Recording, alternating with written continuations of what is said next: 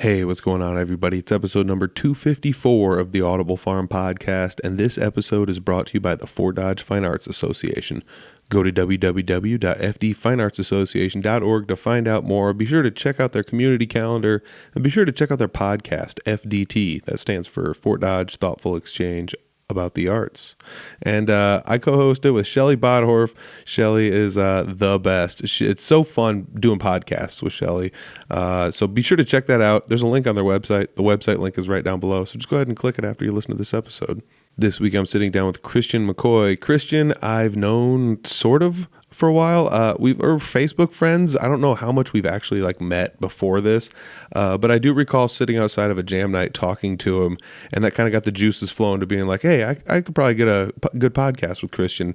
So I brought him over. We had a podcast, and it was great. It's fun to get to know people, especially people that you kind of find out, have similar interests or tastes or thought processes as you do, going through music, traversing it from being a teenager to an adult, et cetera, et cetera. This episode's really cool. I like I said, I met Christian at a jam night recently, and I've seen him play at jam nights a couple times. And online he's been talking about how he's been playing more and playing with his kid, and it's really kind of cool. So I wanted to hear the story, and I brought him on the podcast. I hope you guys enjoy this as much as I did, because I really enjoyed this episode. It's episode 254 with Christian McCoy. It's the Audible Farm Podcast with your host, Peter Stockdale.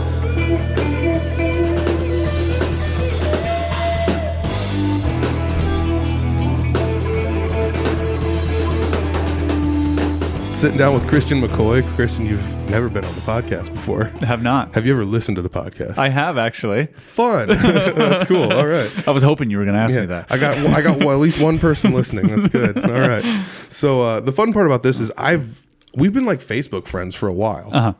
I don't know how. Right. But it's just one of those things. There's probably several people on my Facebook friends list that I'm like, I don't remember doing that, but okay, yeah. Yeah. I mean, it's weird because I feel like it's just we have enough mutual friends. Yeah. And that's what it is, yeah. The Fort Dodge music scene, whatever, So for sure. Let's kind of just get cracking into this, because since we don't know each other super well other than what we post on Facebook. Right, absolutely. So when did you start playing music? Because I saw you at a jam night recently playing. I know you've played music, but when did you start? Well, it really goes back to probably, I'd say, 7th grade, 8th grade, around there. Okay. Probably. And how it happened was a buddy of mine, Jack Hansen, if you know Jack. I do know Jack. He was on the podcast.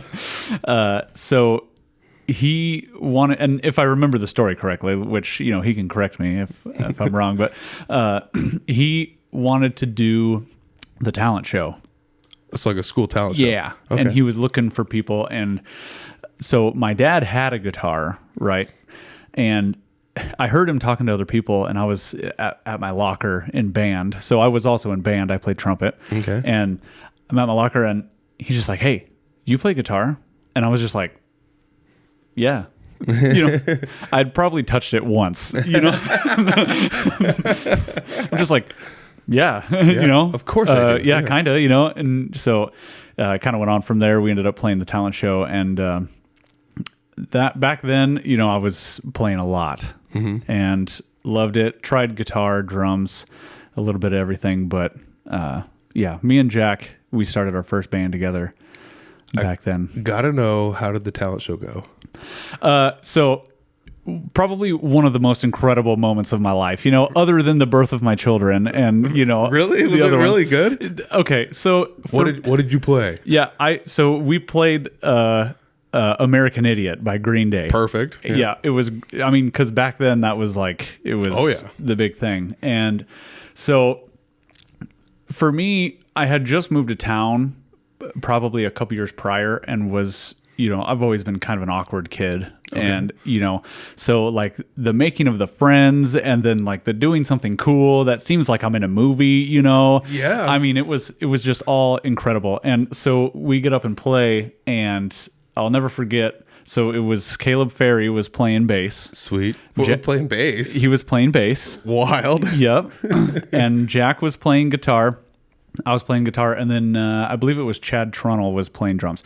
So we're playing, and everything's going great. Well, then Jack's strap comes off of his guitar, right? Mm-hmm. So bam. And so he's holding it with one hand and he's like, whatever. He decides to set it down and he grabs the mic. It's a wireless mic. And he starts running up and down the aisles of the auditorium, singing. I mean, seriously, for me at that time, I just felt this is incredible. Like this is one of those moments, and I was like, this is what I want to do. Dude, that's so fun because I remember you were in 7th grade, you said, when this all went down? It was 7th or 8th, something like that, yeah. That's wild. I think the first time I played guitar at a talent show was like 10th or 11th grade. Sure. So like, I'm just thinking about like when I was that age, I was like, you're kind of like, I'm sort of an adult, and you're like, yeah. but you're really not even close to an adult, I'm still not. but you just like watch people on TV, you're like, I'm just like them, and right. like, I'm up here playing guitar, and but like, I wonder what the reference was when you're like, you probably feel like a comic book superhero, like just absolutely. I mean, and it's really hard to explain and to even go back to that moment. And like, honestly, before right now, I haven't even thought about it for a while. But yeah, it just brings back that feeling I had when I was up on stage, and that's at that moment, I was like, I want to do this, So you guys started a band after that? Yeah. What was the band called? Attempt. So yeah, and kind of the story, I'm full of stories. The story as to where that came from, we didn't have a band name, and we were going to play, they were doing a battle of the bands at the Larimar. They had like a skate competition going on inside. Oh, cool. With the Battle of the Bands, and this would be hilarious if my memory is so wrong about all this. People are like, but light them up in the comments. So we were going to go on, and the guy that was going to announce us, we had been debating a name. It was like One Fell Swoop was an idea, like we were throwing stuff around, and the guy's like, well, what's your name? And I believe it was Jack just goes, well, we're just some kids attempting to play punk rock. Mm-hmm. So then he just shortened it down to Attempt. And we were like, okay, that's actually pretty good. Right, it works. It works. Yeah, we love that.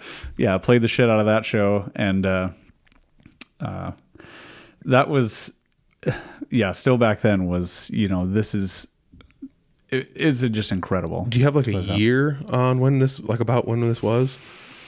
Are we talking like 2005, 6, 7, somewhere in there? Between 5 and 7. Probably crazy. I should ask Jack, because that was about the time like we were playing punk music up here, like in a band up in Humboldt, and like I had a punk band, like it's called Active Input, nice, whatever. We saw it on the bass amp, and we're just like, that's a cool name, right? Whatever. I don't know. AC/DC came off a sewing machine. Sue sure, me. right? Sue me. But yeah, that's so crazy because the internet wasn't huge, social media wasn't huge, barely even existed if it did. So it's like there was no way of us really knowing that all this stuff was going on 20 miles away. It would have been so cool to get in on some of that. Maybe it makes me wonder like. After high school, I didn't know what to do with music, so I just quit playing. Same. And that's what I did. I was wondering because I feel like basically from what little I know you, our stories are sort of parallel to each other. I know, which is cool. And it's great that we get to figure this out right now. Yeah. Live on the air. Yes. But call in. Right. So, yeah. And and like you said, there's no social media. There's none of that. We were just trying to do whatever we could, and we were playing with Jared Harp and ADHD and was that Line Up, which was like Rusty McIntyre and them. It seemed like all of us, we all had our own little band, So freaking cool. Because this is going to sound crazy, but it's like tradition that up in Humboldt, there's usually one band at the high school. There's like a couple kids that pick up a guitar and they start a band. Oh, sure. Like it's usually only like one, if there is, and maybe there's a few year gap, but then there's like one that kind of goes through for a few years. And I wonder what it would have been like if there's more than that, Yeah. Oh, absolutely. And that's what makes me kind of like thankful for now is there's like, open mic nights and things here in town, and there's younger people that go to it. And it's like, this is cool. I'm glad there's like younger kids that are getting up here and doing this. Like Love Bomb. Yes. I'm wearing the shirt right now. As we're recording this, I bought this last night. Hell yeah. I'm wearing it right now. I had to get it on air as fast as possible. Yeah, absolutely. And honestly, I saw Love Bomb for the first time at a jam night. Cool. And it might have been even one similar to when you and I were talking, but because I just started going recently, and I saw them, and it was just flooding back, because also that used to be Spanky's, and that's where we played. Oh yeah, all the time. And there was enough of us in a band to necessitate or facilitate an entire show. You know, it would always just be us, and then normally the crowd is just the bands that aren't playing, you know. Yep. And your buddies, you know, we cycle through. Yep. Of course, we've all been through there. I still do that sometimes, you know. Right. With the punk band I play with today. No, I'm just not trying to like call out spade a spade, but support your local bands, please. Yeah, absolutely. But yeah, I mean, that'd be so freaking cool to be like just a bunch of kids hanging out, like, and have that outlet, because there's really nothing like remotely close to that here, you know. Like, and I've never experienced anything like that. So, man, that just makes me think. I do want to throw this out there. So, like, I'm a Newfound Glory fan. That was like one of my favorite like pop punk bands growing up. You know, everyone's like, oh, I like Blink 182s and Green Days and stuff, but I was like a Newfound Glory guy. Yeah. And they played a song Love Bomb did last night called Hit or Miss, which was like always one of my favorite songs they did. And it was just crazy to hear like kids that young, and it's like you're playing like the song that got Newfound Glory famous before My Friends Over You, and nobody knew them before then. So this is what like put them on the map. And I can't believe you even could find the song or knew the song existed. You know, it's just wild to think these kids are out there doing that, and it's kind of humbling to be like, oh yeah, that's right, that was 20 years ago. Yeah, that's the hard part there. Yeah, because I mean, there was one show we played in town here, our band, and we played that song, played a handful of songs, but like somebody recorded it from the mixer.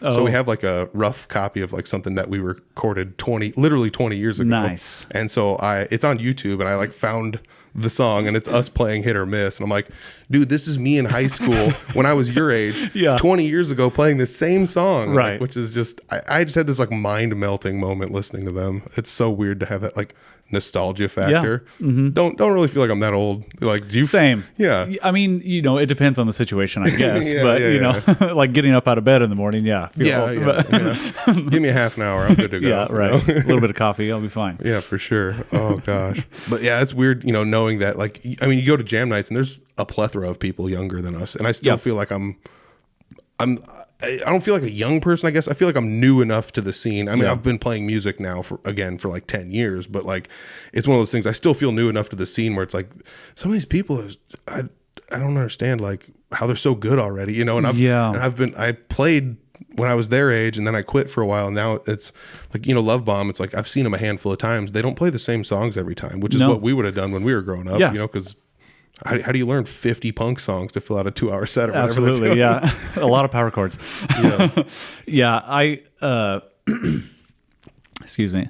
I also feel that, you know, watching, and like, it's cool to see them, and with people being so good sometimes, you know, and like, I started playing that long ago, but there was also a huge gap for me, you know, in between playing. And I wish, and I want to tell my son this too, you know, it's like, I wish that I would have kept it going, you know, but I am glad that I started again.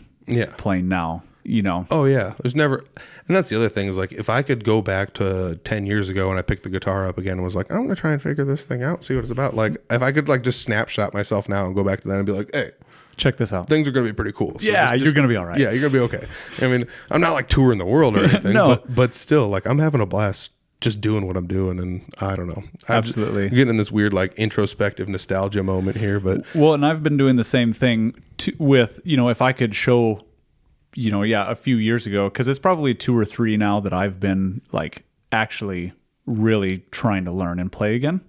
And if I could just play something today and send it to myself back then, I would, like, cry, I swear. Be like, you know, holy crap, man, wow, like, you're doing really good. But today, I'm like, I didn't get that, you know. It's so funny how, like, you'd be so, like, back then, it's almost like when you go up to somebody like, dude, what a great set you had, and they're like, I'm pissed because I missed one note 4 songs in, and you're just like, what are you talking about? This was great, you know, like. I try to tell myself every jam night that I'm not gonna, like, attack myself. Oh God. And I can't help it. I get done, you know, and I'm just like, in my head, I'm like, well, you should probably just quit, you know? I'm like, I mean, there's no reason you're even doing this. Like, dude, I'm laughing with you, not at you, because Yeah. I am like the world's biggest self-sabotager. Yeah. Like I have pretty thick skin, but at the same time, like sometimes somebody just has like the right blade to cut deep enough where I'm just like, I'm done. Like that's why I don't sing like anymore. It's because like enough people in my life have been like, dude, zip it, and I'm just like, all right, Okay. all right, I just won't be the only one singing. Right. That's my new rule. I will sing when other people are singing. For sure. Back up. Yeah. I sound good with other people next to me singing louder. Right. Yeah. And it's so humbling, you know, to go to the jam nights and to be able to play with people of the caliber that show up to those jam nights. Because, I mean, if you don't know, these jam nights can be stacked. Oh, gosh. I mean, there are some players out there. And to then just go up with no, you know, I don't even know who they are sometimes, you know? Oh, yeah. And to just look and be like, okay, E minor, you know? And you're like, all right. And you just figure it out. Dude, I've been running a podcast for like 5 years talking about this, and I don't even know some of the people that are out there sometimes. And I'm just like, whoa, this guy's good. Where have you been? You know, or whatever. Oh, I played in a band for 30 years. And you're just like, what the crap, you know? Yeah, it's incredible the way that some of them play. And I know there's probably people that are like peeling into this somehow and listening to it, and they're just like, yeah, okay, you got some good musicians in your local area. It's like, dude, you don't understand how good some of these people are. They are incredible. I leave some nights where I'm just like, in my head, like, how are we in Fort Dodge, Iowa? You know, like, because you just have that weird connection where it's like, well, we're in Fort Dodge. But, I mean, these people play. Yeah, I mean... And it's incredible. It's so hard to describe to people that aren't there. You got to go to a jam sometime. Even like the small time jams that aren't like a super big deal. You go to those, and sometimes you're just like, whoa, somebody in here is just like wrecking this thing in a good way, of course. Right.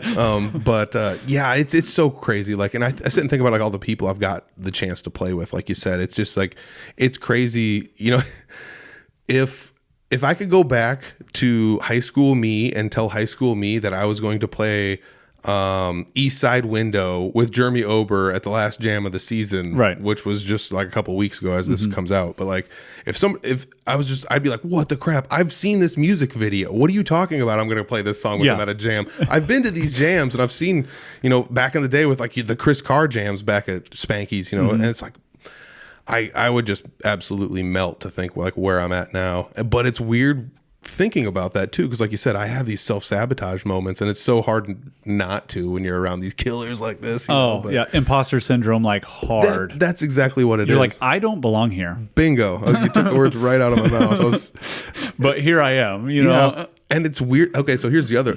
We're going to flip the coin over, because it's always good to look at when you have these like moments, it's always good to look at the other side. Have there been times where you're just like, I don't fit in here, and then you go up there and you do something, and you're like, oh wait, I kind of do fit in here. Yeah, I'd say so. This last jam night a couple weeks ago, for me, was not that. That was a rough one for me. Okay, but the one that I had gone to prior, and I don't know when that was, everything was hitting, you know.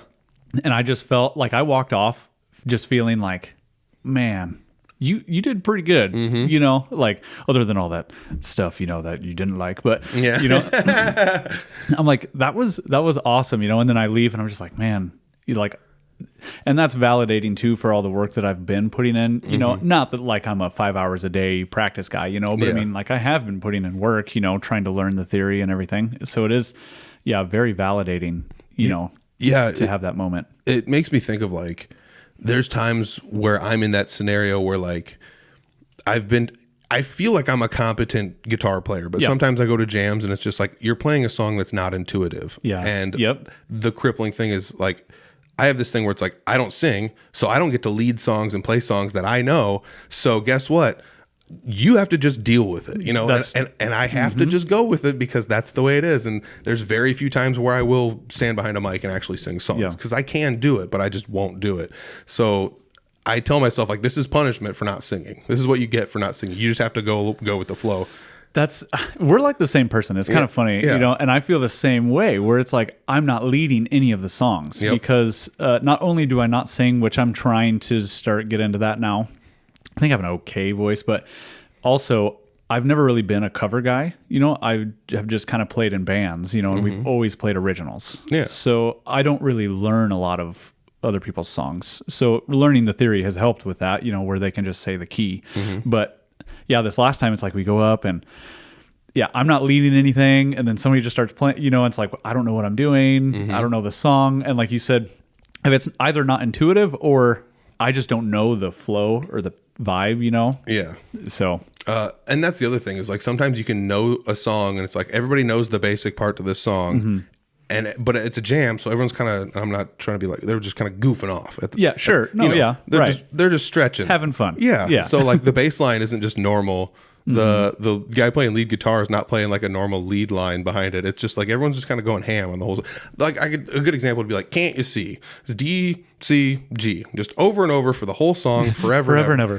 and you can just jam forever on it, and it's a great song. But like sometimes you get up there and you're just like, "Whoa, this is not what I was expecting it was going to be." And isn't that kind of the point though too? Yes. To try and like get you out of your comfort zone and to try and like train you to be more creative in those sorts of environments. Yes, but I don't think the way to do that is to play like an 80s song that was predominantly on keyboards when there's no keyboardist present and there's 6 parts to it and they're almost non-repeating in the same order. Right. It's just like, how am I supposed to know this? And they're just like, watch out for the F sharp minor. And you're just like, yeah, totally. Okay, got it. So sometimes you go up there but again, that's the thing. If everyone else is on board and they're all doing okay, it's just like, well, this is what you get for being the follower. Absolutely. So there's nothing wrong with following because that's how I learned, and it's fun to get up there and follow other people because I think that's where the most learning comes in. Absolutely. And there's things that you'll learn and you'll take, I don't know, I take for granted like a lot of the things I learned. And that's one of the things I think is like the worst about me is like, I've played a lot of jams with Clint Riedel, and he just was just like a capo guy all over the place. And he's not just playing DCG; he'll play all sorts of stuff. He plays whatever he wants, wherever he moves the capo. And he doesn't care what key it is. He just likes the way it sounds, and he goes with it, which is totally cool. But sometimes you're just like, you lean over and you're just like, all right, so we're actually technically in A flat here, and it's just like A flat. Why are we in A flat? And it's just, yeah. What are we doing here? Yeah. So I found these like little tips and tricks and tools like in my brain to like trick me into being like, oh, I can play this with open chords this way, or I can, bar it off in a different place and play it this way by playing a different set of chords. So like I applied enough music theory with him where like now capos don't scare me when somebody gets one out. But I remember that being a thing when it was just like, oh, I know music theory and everything. And then when someone gets a capo out, you're just like, I don't know what to do. Right. Yeah. And I've noticed that a lot too, once I started paying attention, how many people that do play with a capo and just do G, C, D like shape, and they just capo for key. Which I'd never really noticed that before. I'm not saying it's good or bad. I just hadn't noticed. You'd be surprised how many songs are GCD anyways, Oh yeah, absolutely. Yeah. Anyways, so, right. So I don't fault anyone for that, but it's also like, you look at like, well, what kind of music are they playing? It's like folk music. It's like, oh, okay. So it's going to be GCD or FCG, like those are, you start to find out the combinations they're probably going to use here, especially depending on where they start. So true. Now we're getting into music theory talk, but, so what got you interested in trying to learn music theory then? Well, like I said, I was in school band, so I played trumpet. Yep. So that was my. I also played trumpet. This is pretty interesting. Yes. I'm gonna have a tally for both interesting and incredible. Just put a tally up here. That's ding ding every time I say it. So in school band, that was my first introduction into music theory. But back then, yeah. Yeah. I was like, whatever, I'm just like, it's just kind of fun to be in band. I didn't take it seriously. Yeah. Well, they would just be like, we're in this key. And it's like, all right, it's B flat, big deal. Like, the B is flat. Okay, cool. Like, great. Got it. This isn't tough. And then all of a sudden it's just like, now look at the flutes music and you're like, what are all these? You got 9 flats on here. There's a lot of flats on there. Yeah, like 6 sharps. I was the guy that would go through and write, I would transpose, like I would write all the flats on all the ones through the music. Yep. And because I couldn't ever remember. But so I had a little bit, and I knew my basics, from back then. But as far as guitar theory, I hadn't really ever applied it very much, and so probably 2 years ago, when I really decided that I was going to sit down. I hobby hop a lot because I have ADHD super bad. That's totally cool. So everything that any new thing that I get into, you just go nuts. I'm in it 100%. I hyperfixate. I was doing too many things, burning the candle at both ends for 2 jobs and everything. And I was like, okay, I need to slow down, I'm going to pick one thing, and it's guitar. Yep. So I picked up my guitar and I said, okay, I'm actually going to learn how to play this thing. I can play chords, and I was a punk guy. So, I was power chords all day. Yep. And I'm like, okay, I'm actually going to learn how to play this. And so I got a guitar theory book, which actually was incredible, for learning. And, once you hit a point, where it clicks. Yes. And then you're like, oh, wait a minute. Okay, well, if that is that, then, this other thing is, and it's like, oh, and the shape is here and here, you know, and it's, okay. And then once it starts clicking, and then you start playing better, which is more incentive. Absolutely. To pick up your guitar even more. Yes. So now I find myself picking up my guitar all the time because I like what I hear. So. Yeah, I used to give guitar lessons. That was what I used to tell kids when I'd give guitar lessons, or anyone I gave lessons to for that matter. I gave lessons to adults too. But, it's basically you have to find a way to make this fun. So before any of the theory clicks, if you want to just sit down and look up tabs and memorize a song, go for it. Absolutely. If that's what's going to keep it fun and keep the guitar in your hands. Because once you have enough of that, eventually you just kind of look back at stuff you memorized, and you're just like, oh, that's just a song in this key. It's really not that big a deal, but when you were just memorizing it, you're like, how does somebody know all these notes and know where to go with them? Right. You're just playing power chords, and it's just 1, 4, 5, and 6, This is the typical every pop punk song chords. Right. So, and as it all starts to click, I can remember being in my bedroom when I was first starting this journey of teaching myself, actually. And I first learned the pentatonic shapes. Of course. The box shapes. Yep. The first position, second position, and which I used to be so critical to people, listening to people. I'm like, oh, well, he's just doing the pentatonic, when I couldn't even do it.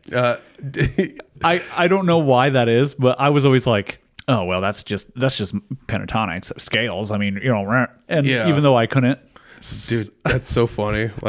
I know this is exactly me. I would, when I wasn't playing guitar, I'd be listening to metal music, and dudes are playing just insane stuff. I'm like, what a piece of trash. Yeah. This dude sucks. This is just that's just a bunch of noise is all that is. Iron Maiden was the best. They never did any of that crap, or whatever. It reminds me, literally today I saw somebody made an Al Di Meola quote online, and it was basically crapping on people who play slow, which is kind of the opposite of what I like to do. But I when I was growing up, I was just like, it's got to be metal. It's got to be, but not nothing too weird though, Yeah. But people playing right in this box. Yeah, people playing blues, get out of here. But the whole thing is this is just a bunch of people crapping on somebody for something they don't want to do anyways. And that's I think that's one of the things guitar is rampant with that. The guitar scene is Fender guys or Gibson guys, and it's just all the Fender guys are boomers, and all the Gibson guys all they liked was Led Zeppelin and Marshalls, and just earlier we were talking about the katana, and it's the same thing. It's people and I was in the same boat. I'm like, whatever, I gotta get a tube amp, and I gotta have this and I gotta have that, and then I was like, okay, well, all I can afford is a katana. So, I was like, well, I guess I'm just going to buy one. And now I'm like, okay, this is pretty nice. Dude, it's so funny, especially playing guitar, and you just kind of I will say there's things what I've come down to, in my mind, I've legitimized it this way. This wasn't made for me, but I can still look at stuff and be like, that's talent. So Sure. I've never once in my life turned on music and been like, yeah, let's slap some country in here. It's not my thing. Right. But listening to country dudes play guitar, it's dude, some of these dudes are shredding on Ronley. Yeah. He can rip. On clean guitar tones too. And it's how do you do this on a clean absolutely guitar tone? I've also found myself as I get older, I'm starting to go that direction though. Well, and you made the country comment, and I'm like, maybe even just as early as 5 years ago, I would have been like, yeah, I'm not a country guy. I don't know, man. I don't know what happened, but I'm like, only certain types, obviously, but I'm so picky with it. There's like certain pockets I will enjoy. Yeah, like same. I can't do all of it. But some of it I'm like, yeah, okay, I kind of get it, honestly, like especially if it's got some sick riffage in it, Yes. Anybody playing guitar, like I think about like and this is going to sound weird. I know the country guys are going to know exactly what I'm talking about, but like when it gets to that funky area, like there's this area of country that's probably like in the 90s. There was a bunch of guys that would play like just funk riffs in the intro of a country song. And it's just like, wow, this is really kind of cool. It's like all like swanky. Yeah. It's like, but it's really like nothing really too insanely hard, but it's just like, it doesn't feel like it should fit, and it feels like it's crazier than it is, and I don't know. It has that feeling, that country. Absolutely, that's the one I want. That's what I feel. I know nothing against it, but I'm not really like a bro country guy. That's like the thing everybody's kind of into nowadays. But I'd say this stuff right now is not. Yeah, is not what we want. Agreed. So I mean, we kind of sidetracked here, but like when you were talking.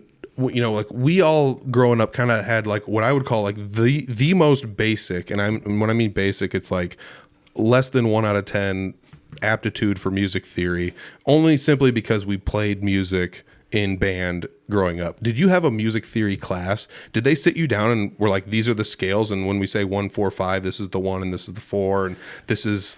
Did they go through any of that at all? No, not in high school. Okay. And I was kind of urged by the instructor, Mr. Klein, to start taking some private lessons because I was showing a bit of interest in it, and I kind of caught on fairly quickly. But I never really just took it seriously. And then I went to college, and what I wanted to do was be a sound engineer, some sort of in the production world in some way. And one of my classes was music theory. Mm-hmm. So that was my first introduction really to like actual music theory. Mm-hmm. And so I get there, and the first day, walk in, sit down, and she's like, open your books to whatever, and we turn up, and she's just like going 100 miles an hour, right? Like, you guys already know this, like you already know the, this and that, and the thing and the other thing, obviously whatever. We're Mixolydian here. Yeah, obviously, and then whatever, boom, boom, boom, and all this. And I just talk about imposter syndrome. I was sitting there like, I don't actually belong here, and I don't think that's a mental thing. I was like, I am way over my head here, and so that was really it, which my college years didn't last very long, and years isn't even. Yeah, mine didn't either. I went back to college. Yeah, I only lasted a couple months, and that was about it. Yeah, I didn't make it that long. But yeah, so back then, no, I didn't, I didn't have a whole lot, just like, here's the C major scale, and it's whole half, whole half, Yep. just like all that super basic you at least stuff. knew that though. I did know that, yeah. I mean, it took me forever to actually sit down and be like, this is going to sound so weird. So in high school, I had like no reference for music theory. And then when I took a music theory class, was my senior year in high school, the last semester, the two music teachers there had like an open period together. And they were like, let's combine our forces and teach music theory to anyone that wants to learn it. Mm-hmm. Cool. So they like literally brought in what they were going to teach in Iowa Central. They just like went down there and like, can we copy your curriculum? Yeah, sure. Brought it down to us. Didn't count for college credit, but we could just take a class. Nice. Essentially the Iowa Central music theory class. Right. So I took whatever the 101 and 102 is for that, but everything they taught us was with a piano. Mm-hmm. They were like, this is going to be the easiest way to learn it. This is going to be the easiest way to like teach stuff. So I couldn't play piano very well, but I could be like, well, these are the notes and this is how it would go. But I never practiced, and I wasn't any good. Right. I don't have that muscle because I haven't flexed it ever since then. So unfortunate, but I learned music theory on a piano, and my brain could not be like, this is what it's supposed to be on a trumpet then. Or like, this is what it's supposed to be on a guitar. Right. I had zero of that. Mm-hmm. The weird thing is, though, when I picked the guitar back up, all I did was just like went into my brain's card catalog and just scrolled back to high school. I'm like, here's all this stuff. And I know and remember all this stuff. how does it apply to this? Yeah. And then all of a sudden you're just like, oh, every Megadeth song ever has been written in E minor. And then, Yeah. you know, you just like start going down the line of like your favorite bands. And it's just like, oh, okay, this is. And I did hit that. It was probably a couple months. And if I scrolled way back on my, so actually me, Nick, Matthew, and Jack, who were all in bands together, we still have a group chat that we still all talk like every day. Cool. But if I scrolled back far enough, you could probably see in our conversations where I was really, really applying the music theory to where I was like, everybody does the same thing. Yeah. You know, I'm like, everything I hear is just like this and that, you know, and it was almost for a minute kind of a negative thing, you know, where I was like really noticing how common, you know, so many things are, which then I ended up turning that to be like, well, it's pretty common. So, I mean, you know, I can play it. Yes. My defense against that, because I went through the same thing. I was just like, everything's the same and it doesn't matter. Everybody's ripped everyone off. Yep. And there's very few people that are original. And I would just be like, well, you know, the defense I always used to make, like, you telling me Metallica ripped off every single one of their riffs, and then you go to find out, like, oh, a whole bunch of the riffs are borrowed, or like, they're very similar to other things, you know, and even down to like a lot of those lines. But the defense I always made was like, if you have like chords that a lot of people wrote songs with the same chords, well, like the words are different and the melody of what they're singing is different, and that's the thing that makes this different. Yes. So you have to have that, and that has to be the thing. Yeah. The only other way around it would be if you play a lead that's different. Yep. You know, so like you could literally just change the words to Sweet Home Alabama, play Sweet Home Alabama, but change all of the lead parts to something else, and it could sound different enough to the common ear that they wouldn't know what it is. Right. So that's kind of what it is like you have to have this overarching thing over top of whatever the basic thing is, and this is the thing that has to make it different, and this is the thing that people have to like. And that is, exactly what I mean, where I was like, just, and that was put into words. I didn't realize it until you just said it, but like, to when I was like, oh, it is all the same. So it's like, I can just, you know, construct a song by these basic chord shapes, you know, or this basic progression, as long as my melody and my, you know, lyrics and all that is constructed differently. And you just really can't even tell sometimes. Yeah. Like something like, if from a songwriter perspective, and I'm not a songwriter, but like I've tried this in different ways where like this is going to sound weird. Somebody used to call it like, I think it was called like double ghostwriting music. So you basically like rewrite the lyrics to one song and then put that to the chords of a completely different song. Oh. So you like, I like the way these chords sound and I want to make this fit into it. But by the time you mush them together, it no longer has this cadence anymore. Yeah. And you have to find your own cadence to mix it into this chord progression that you just blindly smash them together. And it's like, oh, this actually kind of does work to make things new, I guess. So I like that. I don't know. There's a bunch of different things around like the learning music and music theory, and like having it all click is like the craziest thing ever. And the only thing I've found to like replicate that ever was like to flip a guitar left-handed or to find a lefty one and try and play lefty. Wow. So like if you're normally playing right, you go lefty, and it's like, this is what I felt like. You know, when I was like 16 picking up a guitar for the first time. I should try that. That's a good point. It's humbling. And that's like another thing to be like, this is how far I've come. Right. You know, the dumb thing is, and I've said it for years, I want to buy a lefty guitar. I had one once, I got rid of it, but I want one just to learn how to play it, just as a parlor trick. Right. For sure. Nothing else. Yeah. I don't know why. Just because. It would be super fun. It would probably behoove me more to like learn a righty upside down, because I'm going to be able to get my hands on those more often. And I could literally just take my guitar and flip my own guitar and flip it over. Yeah. But I've never done anything like that. You know what the perfect number of guitars is to own? I don't know. What is it? As many as you have, plus one. Okay. Yeah. So it's never attainable. Never ending.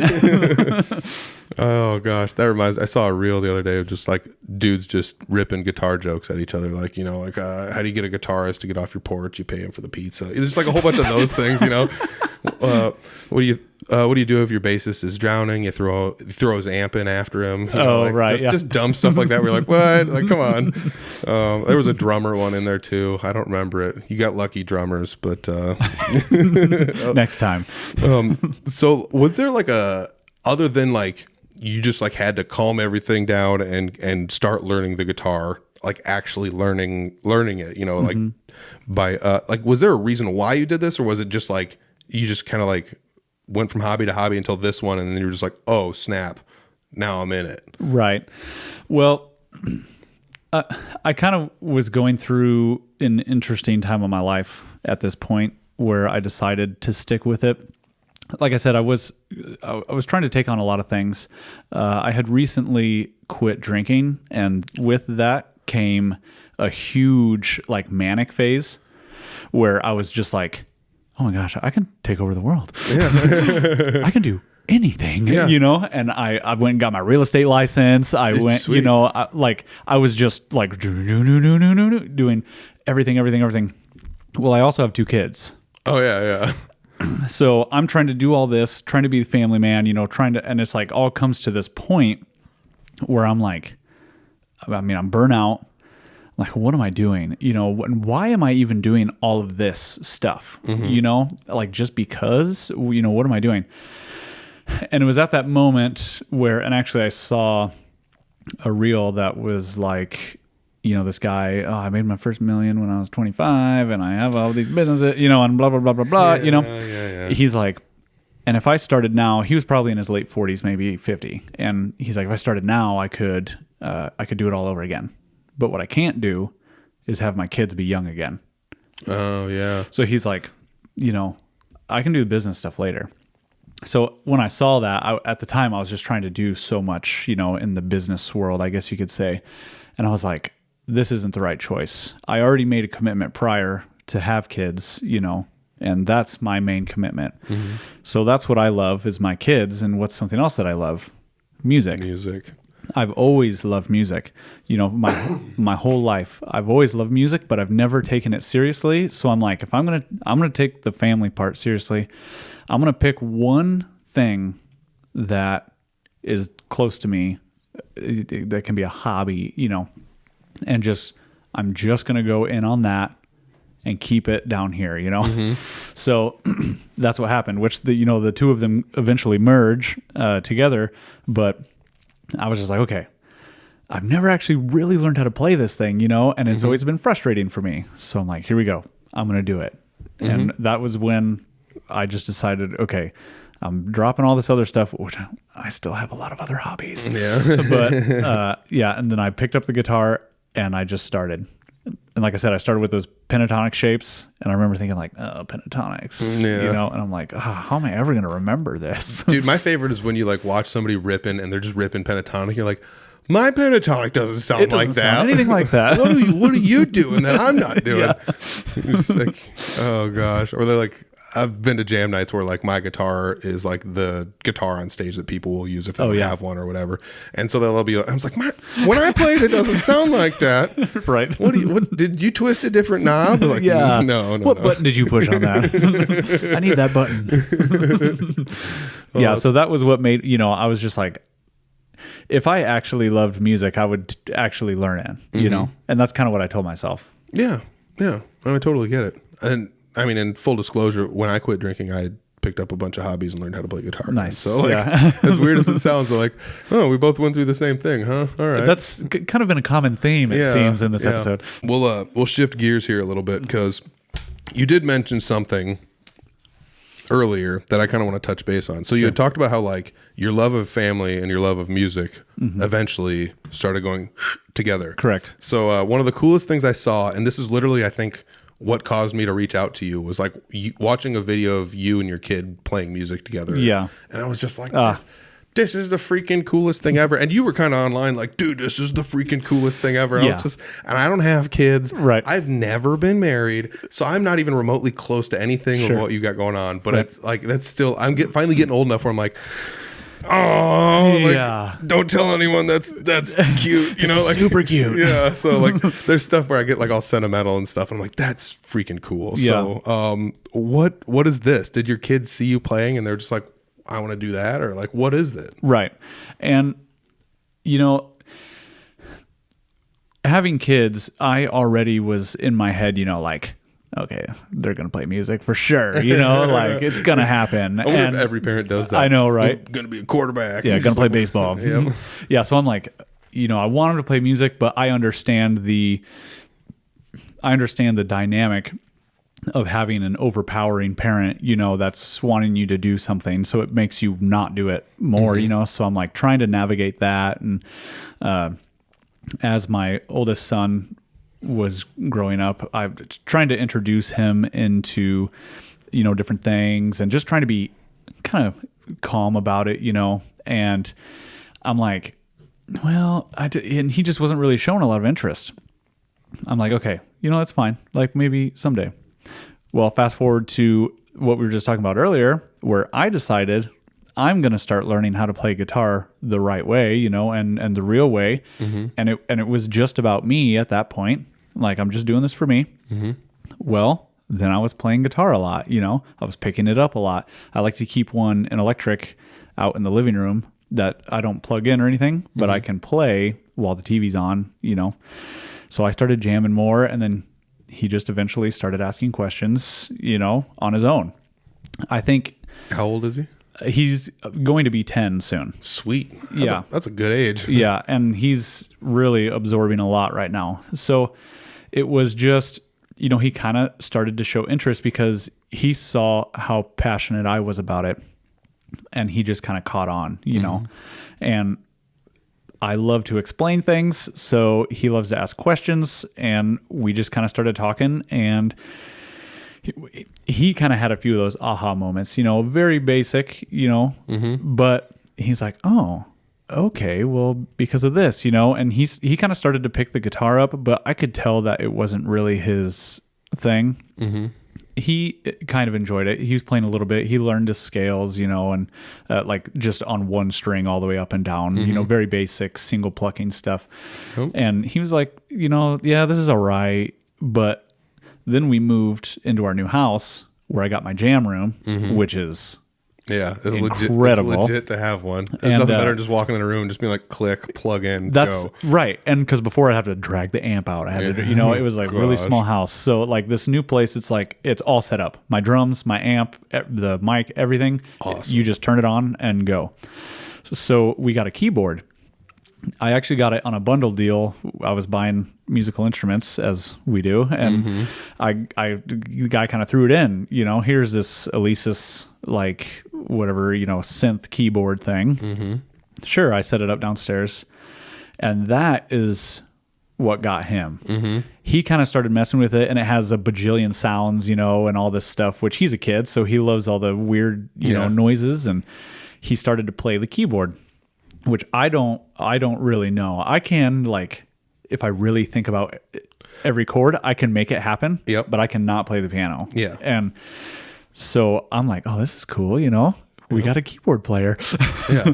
But so he kind of just started playing, and then that video that you're referring to, you know, I almost choke up thinking about this stuff because, you know, this is a very quick explanation of it, but I mean, it was years to get to this point, you know?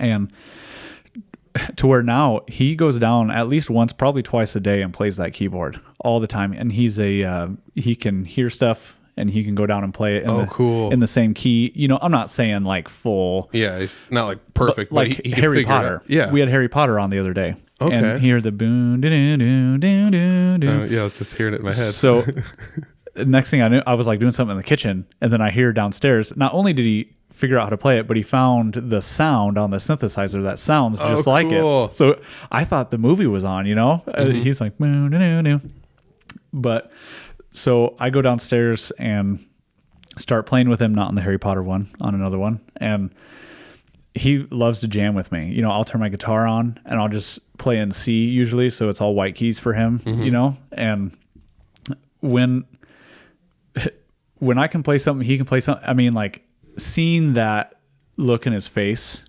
when we're both clicking, you know, and I'm trying to do my best to like stay with him, you know, but man, that like, I have goosebumps right now thinking about looking at him while he's playing and I'm playing with my son, you know, and he's just like giving me that look, you know, he's like, this is cool. This is cool, isn't it, Dad? This is cool, you know, and and now, I mean, yeah, he plays drums. Cool. He plays keys, and he does like to play the bass as well.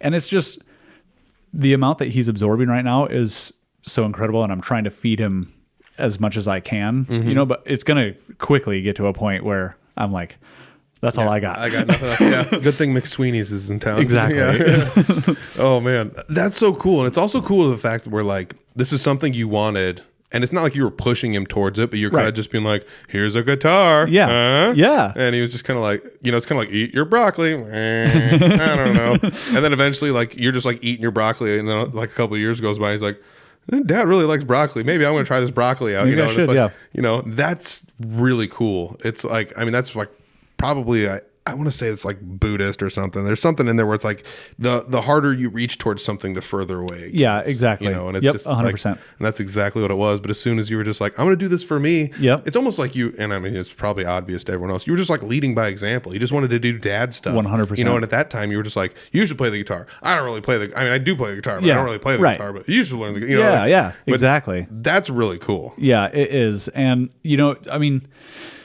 just super validating too, and my wife and I have put a tremendous amount of effort into raising our kids. We both have things in our childhoods, that we, wish could have been different, or, what I think that's pretty common in people, it's like, well, I kind of want to do a little different than I was, I mean, it sucks because everyone feels that way, but everyone looks at everyone else's life and they're just like, yeah, but you wouldn't be you if you, like, true. 100%. It's so weird how I think we all feel a little bit of that. Yeah, I see what you're saying for sure. And like we were just like, it's really important to us, that we raise, and so we've got 2 boys, and it's like, I want to raise 2 good men, and that's going to be my thing. I always wanted to be a rock star. I wanted to be, a CEO. I wanted to be like, I've always had these like big dreams, It's freaking cool that good dad is one of them. Yeah. So, well, I mean, I funneled all that into the good dad thing. I'm like, well, I can do all the, I can be all these things like just in the good dad form, and it's like my thing is I want to raise these 2 boys, to be the best that they can be, and like, in a good way, like be as happy as they can be, and have as much, have access to whatever it is that they want to do, and support them in whatever it is that they want to do. And yeah, to see him come on his own to the music thing was just incredible. And, I'll never forget those feelings when he was first playing, on his own. It wasn't me saying, yeah, here's a guitar, play it. It's now he goes and picks it up on his own and plays all the time. That's super cool. Yeah, it makes me think about like all of there's like multi-generational musicians in the Fort Dodge area. It's like, did you just create one? Like right. I hope so. That's so cool. Oh man.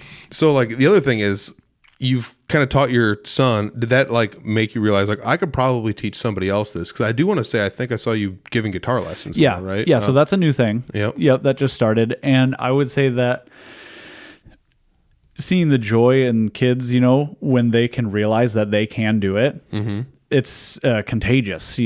Like, so I had a friend reach out to me and their son wants to learn how to play guitar. And they were just like, well, I know that you play, would you be willing to teach him? He's pre-10, I think, 8 or 9. And they're like, most people won't accept kids until after 10, I guess is the thing. I don't really know much about that's how I picked up most of my students too. So they were just like, he just wants to learn, like no big thing, whatever. Like, would you be interested? And I was just like, yeah. I would love to do that, and we've had just a few lessons now, and navigating that is kind of fun too, to figure out where it is that we're going.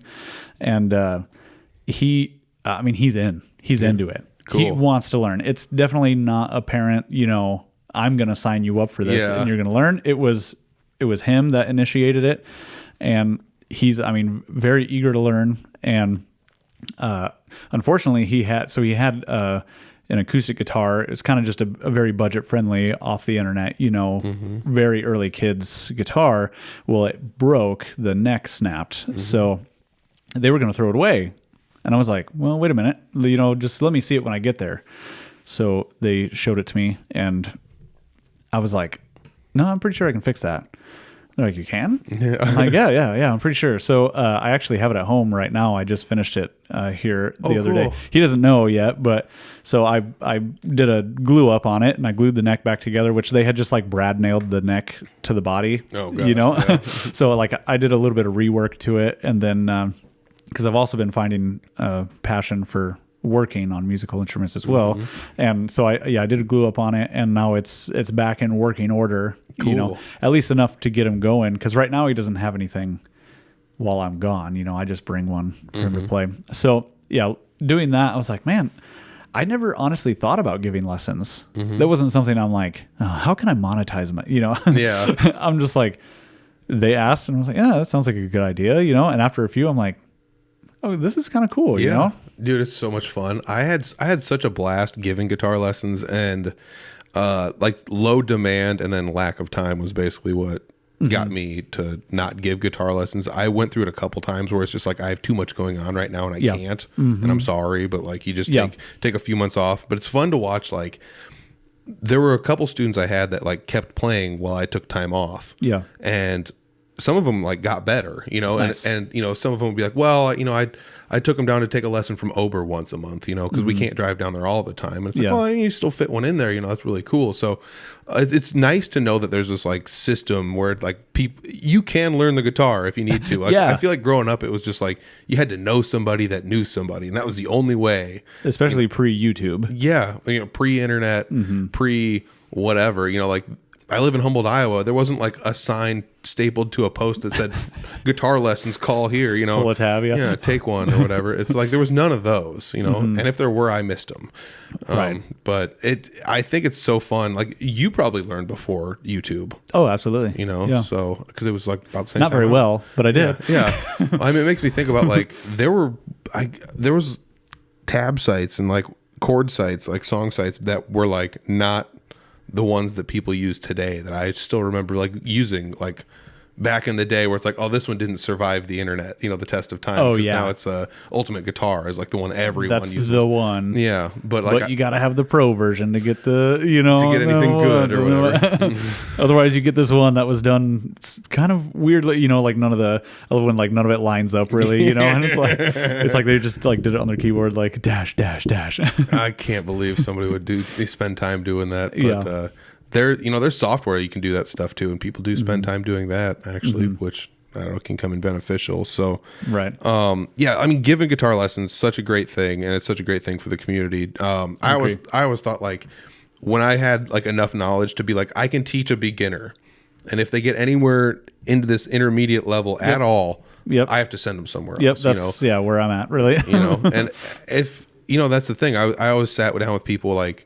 I was trying to be honest with it too, because it's just like I'm not trained to do any of this stuff, but I do know this stuff. Right. So like, you had talked about how like your student was one that actually like wanted to learn, and it's obvious. But like, have you had one yet that doesn't want to learn and it's obvious? No, right. It's pretty wild because eventually you have to have the come to Jesus meeting with the parent. Like, I think it'd be cheaper just to get a babysitter if you're just looking for half an hour of free time. Yeah. And it's like I haven't found a way. I used to sit down with kids like, what do you like to do? I like these things. It's like.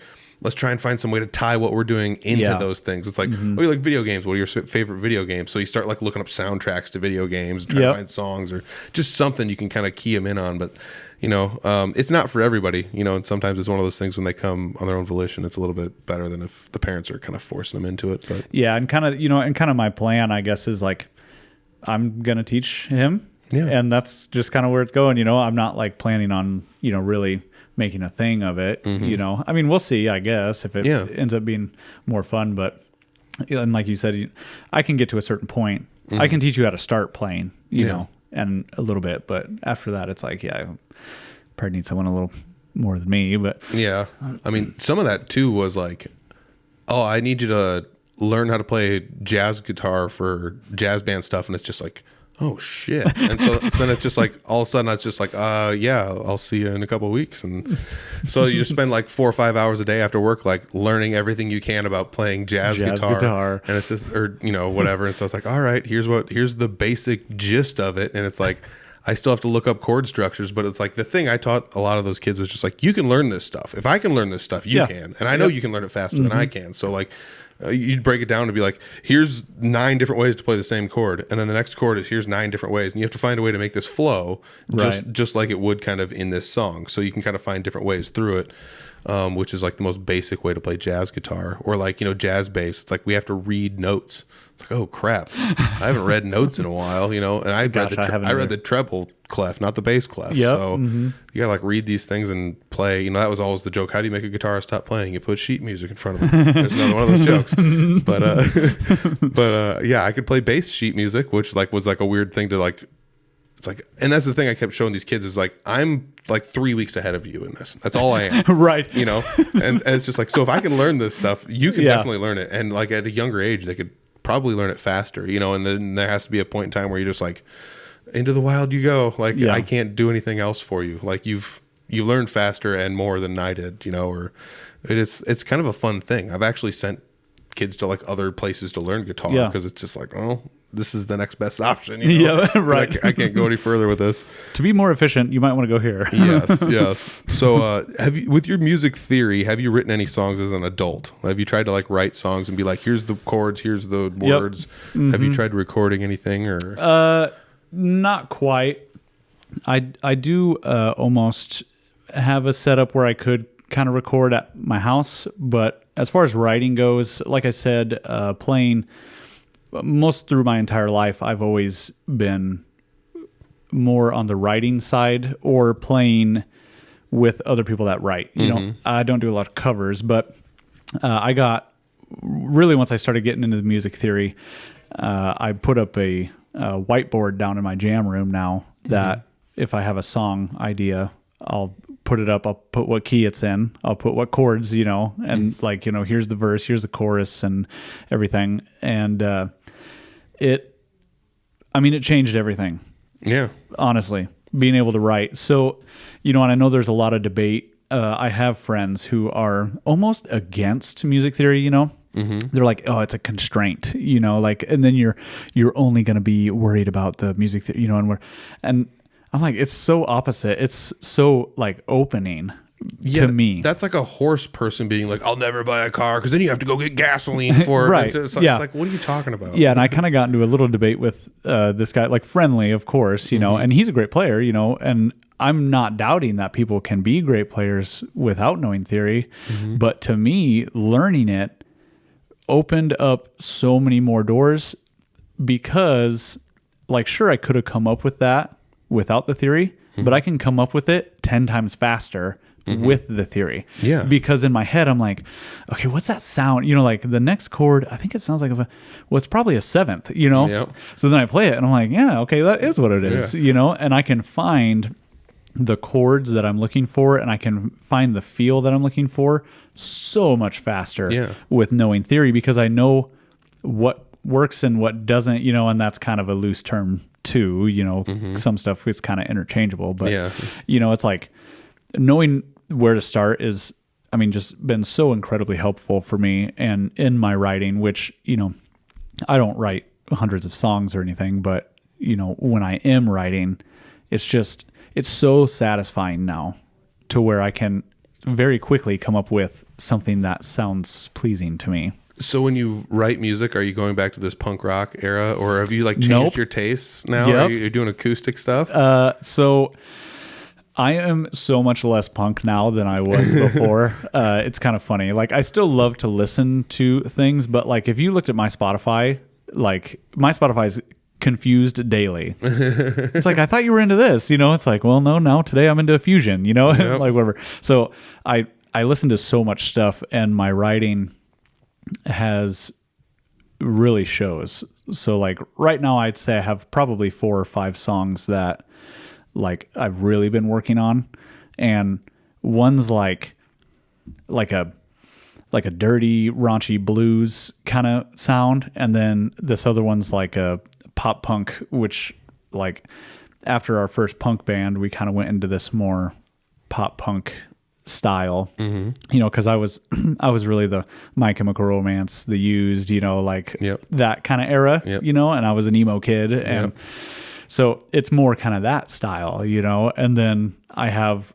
another one that's kind of folky, you know, it's like all over the place. I can never play shows because, you know, I wouldn't have an audience, you know, it's like, I'm so too wide of a berth. Yeah. You know, I'm like this, you know, so, but yeah, my style has changed dramatically from back then. That's interesting. What do you think caused it? Just like growing up, or just like that prejudice of a teenage kid that we all had, where it's just like, I don't like this music. It's you know, like that all just kind of goes away as you get older. Kind of fades away. And I'd say mostly the music theory got me there, because I was like, well, how does it work in this genre, you know? Bingo. Or like, why is it, you know, this or that? And then talking to other people that play music, and they play something different than I've either play or listen to.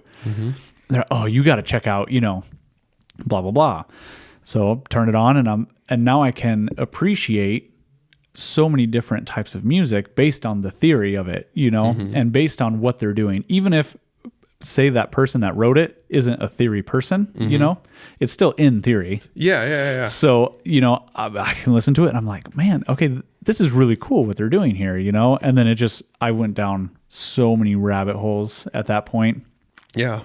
To where it's like, you know, you look at my search history, it's like King Gizzard and the Lizard Wizard, you know, and like, and it's like Eric Clapton. And then it's like, you know, it's like all over the place. That's wild. Yeah, and I will definitely say, like, when you start to look at music theory and how it applies to different genres, it's funny because you start to figure out, and it's not like, oh, now I'm a genius at this, but you start to figure out, like, this is the one thing they're doing that maybe breaks the rules, or this is the one rule they're following so hard that this defines the genre. Right. You know, and it's like blues would be that, you know, the accidental note that you're not supposed to hit ever in any other type of music. They're like, yeah, we use this note, but it works. Yeah. You know, and I don't know, like country is like like a sixth. They always like to use a sixth, right. You know, whether it be parallel or not, whatever. But like punk rock was just like power chords and parallel fifths the whole way. And I still love that kind of stuff too. You know, the stuff that's like just bare bones basic. Yep. That's it. There's the bass line is even just following the chords, you know, it's like nothing crazy, just straight, you know, pure, just that's it. Yeah. And I even love that, you know. Yeah, why not? I think some of it is just like, now that we have an appreciation for it, it's just like, I think that even has a place here, because it's like 100%. It's like being like, you know, I'll eat all these crazy types of pizza, but I'm never eating a cheese pizza. That's too plain. And it's like, no, cheese. That's like, honestly, that's the OG. That might be the best one. That specific analogy, I've done the same thing where it was like, you know, I'm like, no, I like Supreme, you know, or no, I want the barbecue, you know, whatever. And then now that I have kids, one of them, he wants cheese. Yeah. So, you know, I'm like, well, I don't want to buy a cheese pizza, you know, I don't want to. So it's like, then we get a cheese pizza and I'm like, okay, well, I guess I'll, you know, and I take it back. Okay. This might be better than my pizza. I'm like, okay, that's pretty good. Yeah. So with all of this stuff, because we are kind of getting close to the end of this here, but like, do you have any goals or aspirations? Do you want to play these songs in front of people? Do you want to like record these and then get them out into the world? Do you have, I do. What is the overarching goal of you picking the guitar back up? So yeah, I do want to play, and I want to play in front of people again, and I want to record all of those things you just said. You know, I do want to do all of it, and you know, mostly the biggest thing holding me back is myself. You know, is always like, well, it's going to have to be perfect. You know, it's going to have to be to a certain level before I'll even look into doing that. But also time. Yeah. You know, and having the time to do it. But I do actually have a plan to where I want to write an album. Mm-hmm. And I have kind of been telling myself this for about a year now, is that I want to write an album and I want to record an album and like have it produced, you know, and not just like, I've done plenty of basement recordings, you know, and stuff like that, but it was like, I want to like write an album, record it, and produce, you know, like actually get and have it be real, you know, a full album. And it's gonna be all over the place because, you know, that's me, but which that could be and the gimmick for the album, you know, that could be the thing. Because it's gonna be genre hopping, you know, for sure. And not that I want to be a rock star anymore, it's like, but that is just kind of the accomplishment that I've had in my head now. It's like, yeah, I want to write this album. I want to get it out.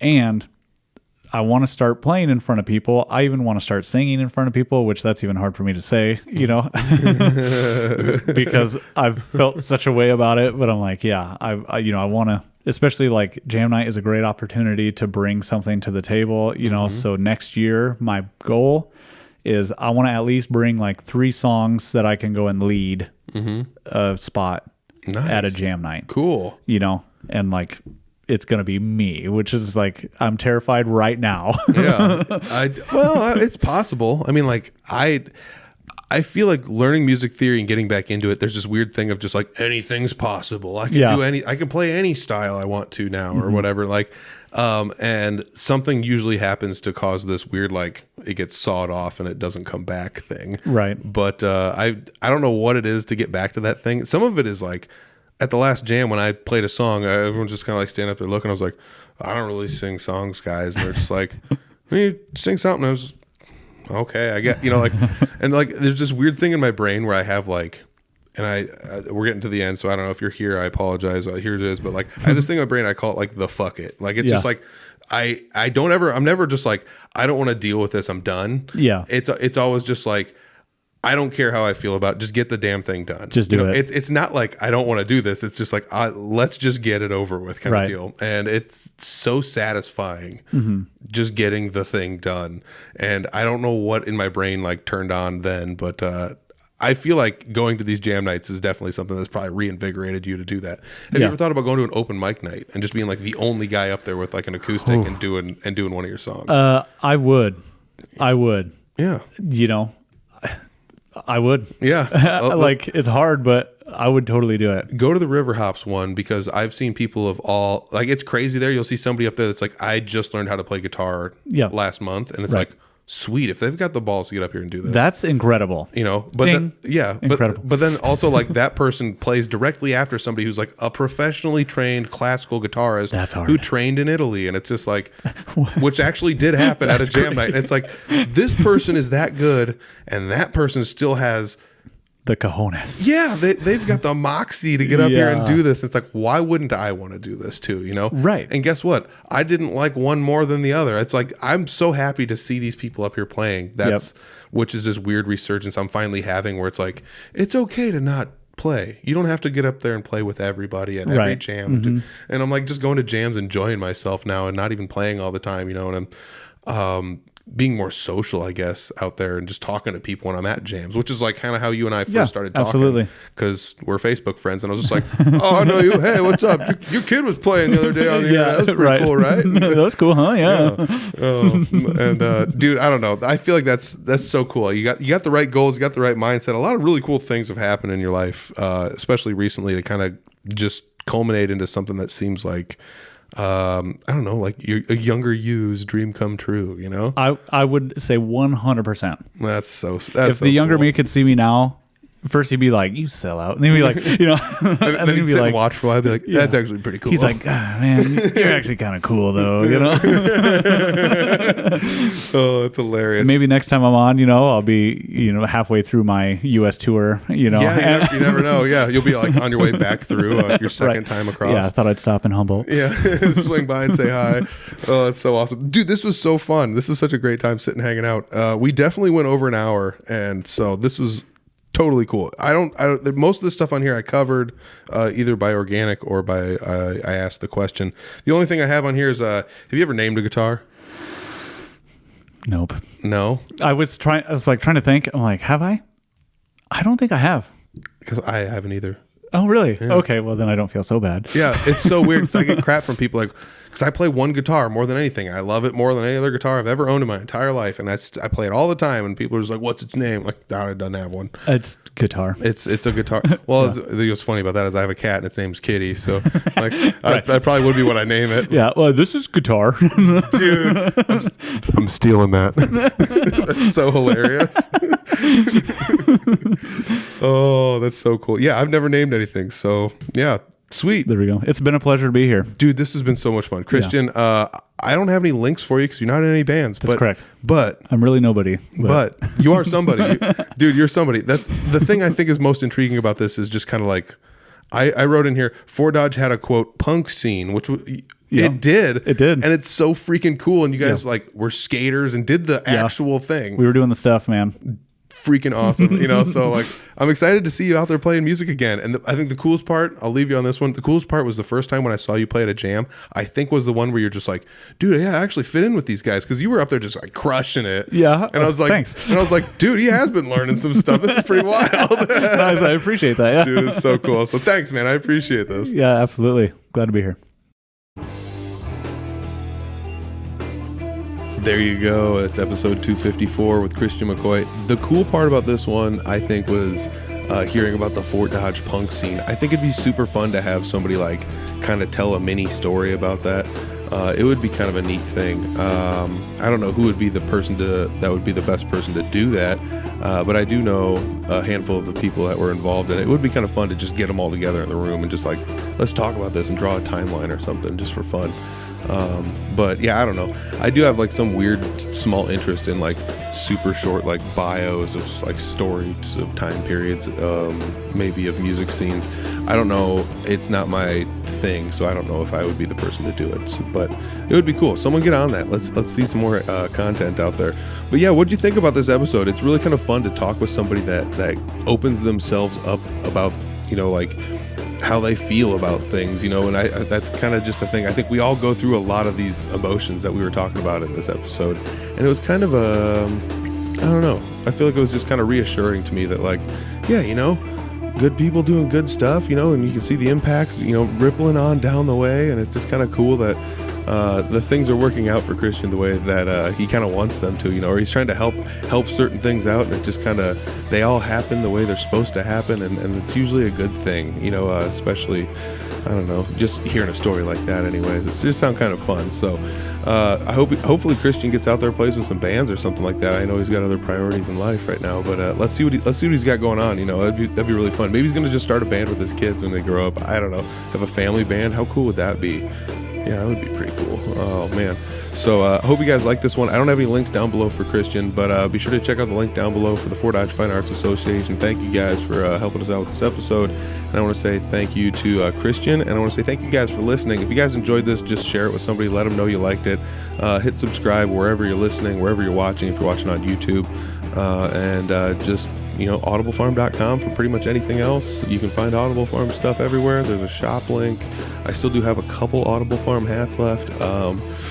That's about it. Patreon if you want to watch episodes a day early. So I'll see you next week with another episode, guys.